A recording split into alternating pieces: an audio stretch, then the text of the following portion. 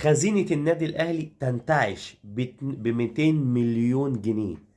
طبعا دي أول دفعة نادي كولومبوس كرو بعتها تبع صفقة وسام أبو علي. طبعا وسام أبو علي خلاص بعتنا له البطاقة، هيموت على البطاقة الدولية، بعتنا له البطاقة الدولية. وخلاص يا جماعة بعتوا أول طبعا قسط ليه، طبعا بعتينه بالقسط احنا. فكده معانا 200 مليون جنيه. الخزينة بتبدأ تنتعش، ودول بقى فلوس مين يا معلم؟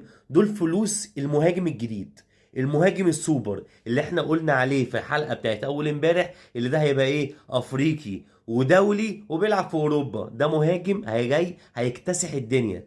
دوت جاي ان شاء الله في يناير، حاجة مرعبة يا جماعة. ودي الفلوس دي ليه؟ يعني كابتن محمود الخطيب الصراحة مش بخلان علينا بحاجة. دي حاجة تانية. الحاجة اللي غريبة اللي وسام يطلع في مؤتمر صحفي يقول لك انا رحت النادي دوت مش عشان خاطر الجنسية او عشان خاطر الفلوس، لا، انا رحت النادي كولومبوس كلو عشان خاطر ده نادي بطولات، وانا رايح احقق المزيد واحقق بطولات. مين يا عم وسام؟ انت كده زتونة كده. النادي ده كله على بعضه ما كملش 30 سنة، اخد 5 بطولات فقط. ما خدش حاجة اكتر من كده. 5 بطولات يعني على مدار كل 7 سنين 6 سنين بياخد بطولة.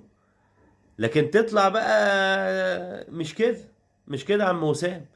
فانتظرونا يا جماعة في حلقة نارية جامدة جدا بعد بكرة إن شاء الله، هنتوقع فيها التشكيل بتاع الأهلي بتاع ماتش غزل المحلة إن شاء الله يوم الاثنين الجاي يوم 25. وانتظروا القادم بإذن الله حبايب قلبي.